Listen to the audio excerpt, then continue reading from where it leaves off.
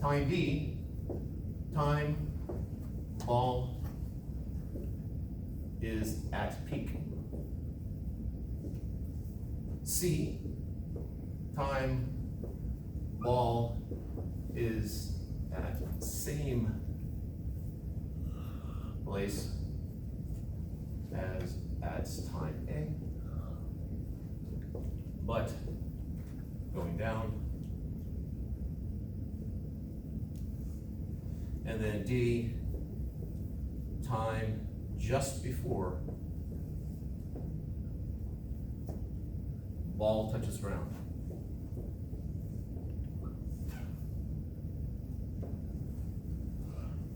What's the question?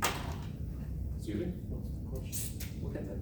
Oh. We're basically going to do the plus minus 0 for the four variables, or the four quantities, that's it. And we're going to use this to identify. Up is positive. This is the problem, the start of problem. Problem starts. Problem ends.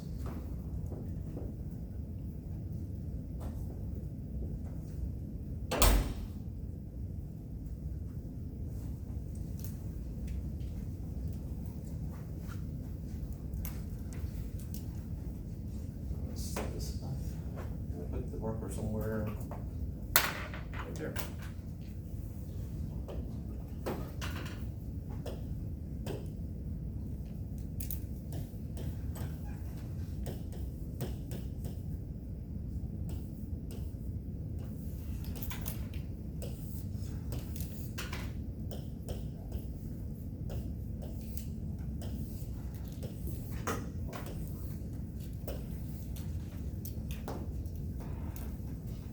All right, so questions on the problem, on what's happening over there?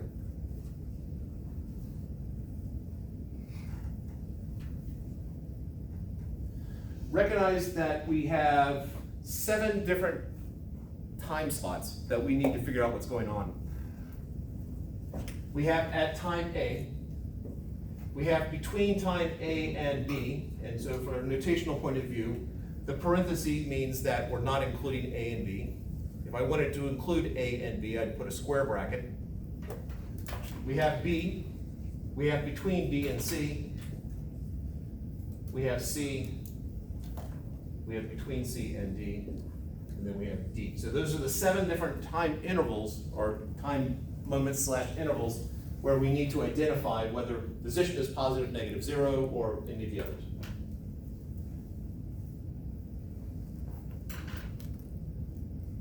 Sometimes students just want to identify what's happening at A, B, C, and D, and ignoring all the time in between.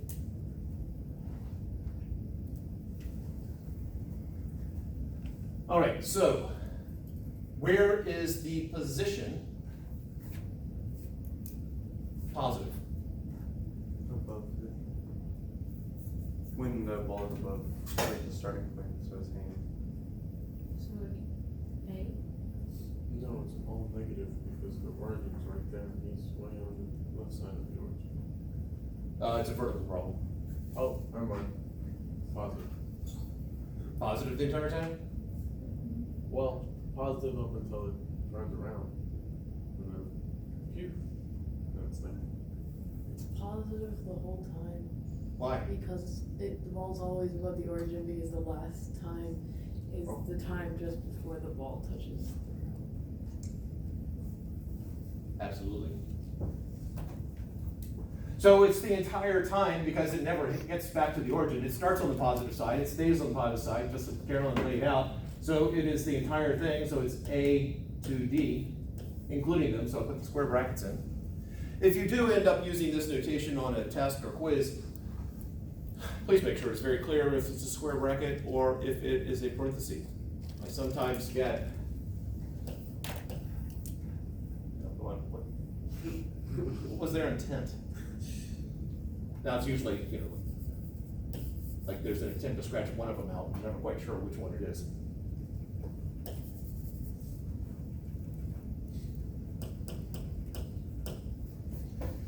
All right, so the other ones, I'll just put in A, or somehow give an indication that I'm not leaving them blank, that I'm acknowledging nothing's happening there.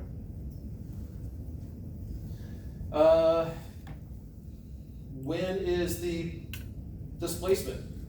Well, when we start out, when is displacement 0? Year. Ground. What does displacement depend on? The starting. Okay. So it would be just when it's in sand, and then point C when it passes the sand. And Joey, you were about to say? I was about to say at A and C. Yeah. So A is the start of the problem, so that's the starting point, and C is at the same location. So, all right, when is it positive?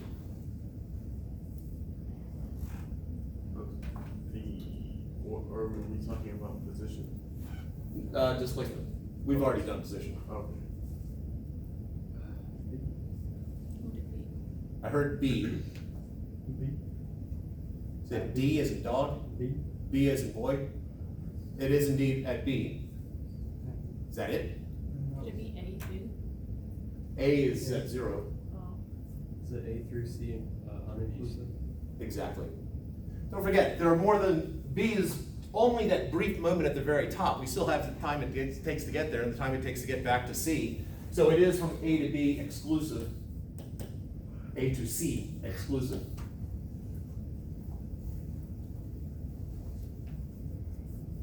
And then negative, D. Oh, well, from C to D. what am I including or not excluding?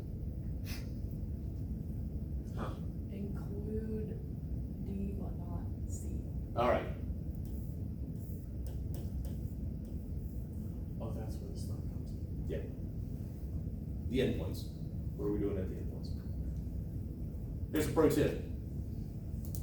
It will not be positive and 0 at the same time. It won't be positive and negative at the same time. It won't be 0 and negative at the same time. And for some students, it won't be positive, negative, and 0 at the same time. And I know intellectually, a student knows that. It's just at the moment of a test, sometimes thought leaves. That becomes a percentage. All right, questions up to here?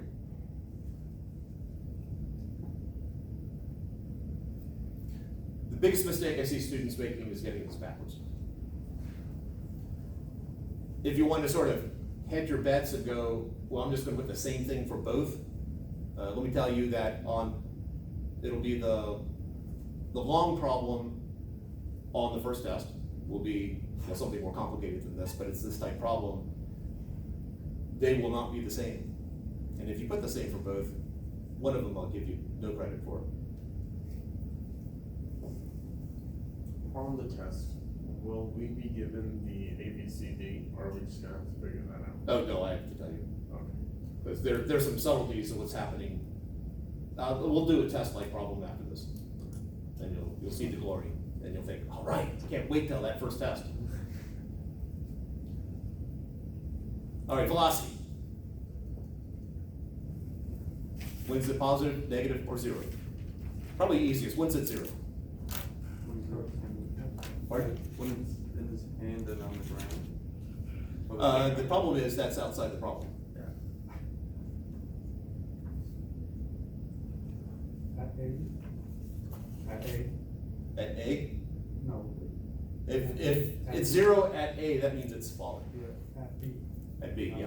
B at the peak. That's the point it turns around. It stops briefly before it comes back down. And I know I drew the line so that it looks like it's spread over a little bit, but that's because if I drew the actual path of straight up and straight down, it would look like a line segment. B. Another pro tip. You cannot go from positive to negative or negative to positive without passing through 0, unless I made a mistake, or there's a rip in the space-time continuum. And I will tell you, rips in the space-time continuum, outside the scope of the course. All right, so where's the positive?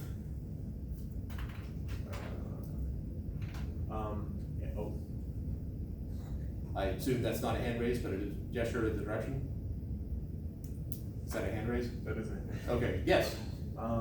So include A, but do not include B. Am I stopping at B? Yes. Okay. And then. When it's all the way up. Yes. And then, do not include B. And all the way down to D. And we include D, so, right. Yep.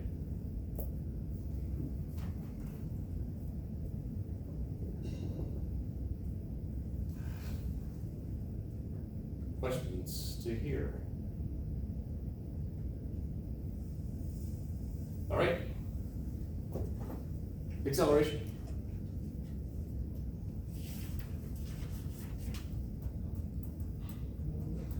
First off, is acceleration 0 anywhere?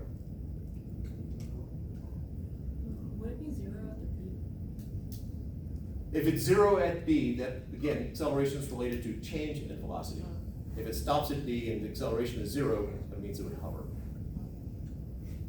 And I do believe that we as a species probably would have died if that's the way physics worked. Imagine you jump in the air and never come down again. You'd make it to space. What's that? I said you'd make it to space if you tried hard enough. Yeah, probably you would just hover just a little bit above the ground and never, Oh, and then you'd be in that position where you'd be going, all right, so how do I get over the food? All right, so if acceleration is never 0, that means it's not gonna switch from positive to negative at any point. What is the acceleration? It's in the comments. It is indeed, but, pardon? Negative, Why? because gravity is pushing down against when you throw it up. So it would slow down and then come back down. Okay, force due to gravity, it's weight, yes. Another way of looking at it, as it's going up, is it speeding up or slowing down? Slowing down, slowing down. Yeah. So therefore, velocity and acceleration are opposite. My velocity is positive, so my acceleration must be negative. As it's coming down, speeding up or slowing down? And since it's speeding up, acceleration and velocity are the same sign. Velocity is negative, acceleration is negative. And so that leaves what's happening here. And as we discussed, at that turnaround point, there's only one force acting on it, and that's the weight of the ball, and that's downwards. So the acceleration is negative the entire time.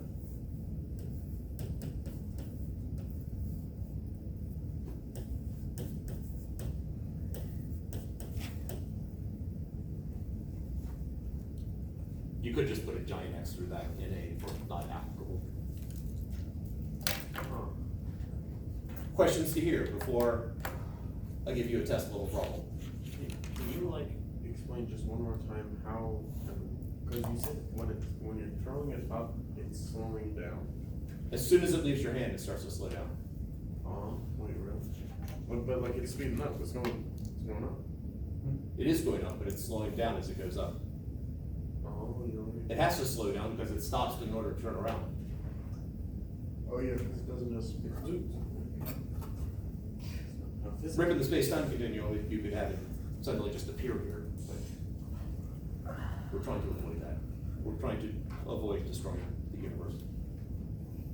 At least today. Very cool, very cool. Other questions? Hey, I know it'd be fun. Of course, I didn't even have to say it's gonna be fun. We're gonna graph something, and everybody loves a graph. Yeah. There we go, I heard the sound of enthusiasm.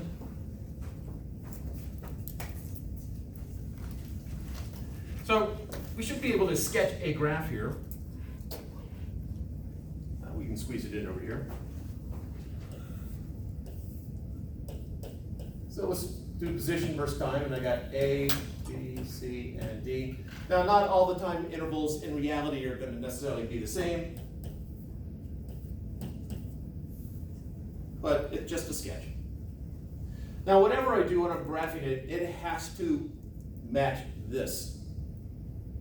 So So one of the things I do when I grade the graphing piece of it is it consistent with what you did prior?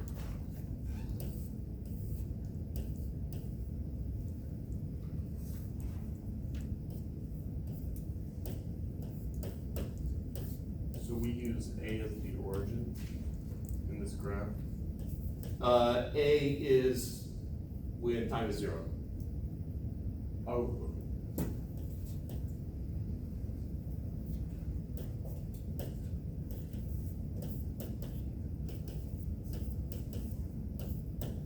There's a T there. Getting worse and worse.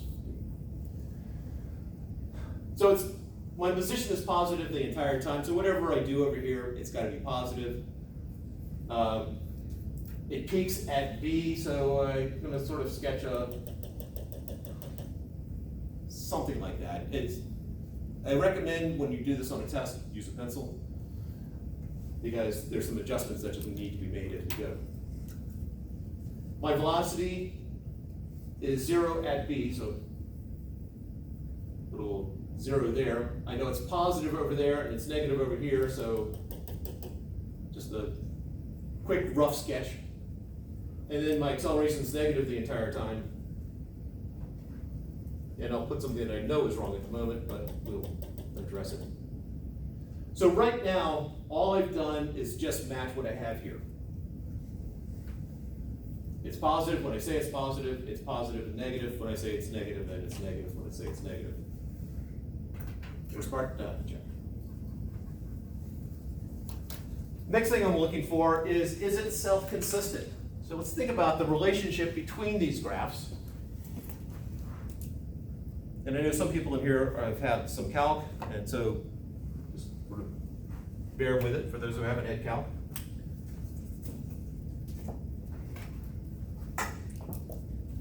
Let's talk about derivatives, except without using that terminology. I know that velocity is the change in position over the change in time. So if I have a position time graph, and I take 2 points on that position time graph and I look at my change in position and divide it by the change in time, then that's supposed to be an x. What is the velocity relative to my position time graph? positive. Okay, that's true. I was looking for something more generalized. It's going up. It's a slope. It's a, That's the word I'm looking for. This is my rise and that's my run. If I do my rise divided by my run, I have a slope. Velocity is just the slope of my position time graph. That's important enough to even write down. Velocity is slope of position versus time. which means the acceleration is the slope of velocity versus time. Absolutely. And we'll even write that one down, because that's important enough. Acceleration is the slope of acceleration. Try that one again. Velocity versus time. Now, the only other thing you need to know at this point is, can you recognize a positive slope or a negative slope? Yeah. So a slope like this is, Zero. from your point of view, this? Positive. Negative. Okay. If it's increasing, if it's going up and to the right, positive, down to the left, negative, flat, zero. So, if my velocity is positive here, my slope better be positive up here from A to B. If that's positive, it's above the axis. My velocity is positive, so my slope should be positive up until I get to B. And that's sort of way I've sketched it there.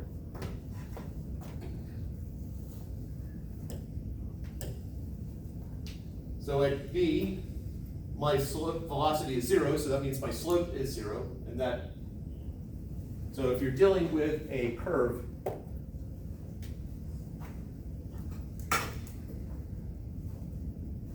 If I want to find the slope at a point on a curve, what I'm really doing is finding the slope at the tangent line, the line that just barely skirts right there.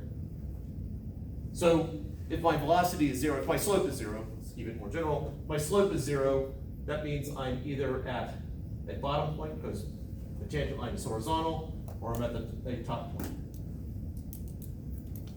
A minimum or a maximum. A trough or a peak.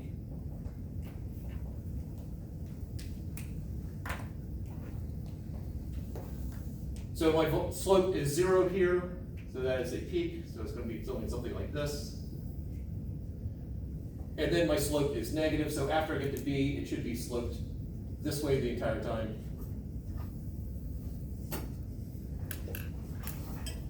Now the way I've drawn my velocity here, I've drawn it as a straight line.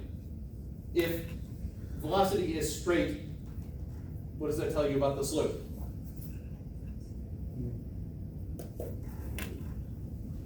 Zero. I thought the slope of zero is like that. Oh, so one more time. Oh, that's If it's a line, if it's a straight line like this and not horizontal, is indeed negative, and more specifically, yeah, well, that is linear. What does that tell you? What's the slope of what? Read my mind. Slope of a line. change in something over the change in something. How does the slope change for the slope of the line? It's constant. That's the word I'm looking for.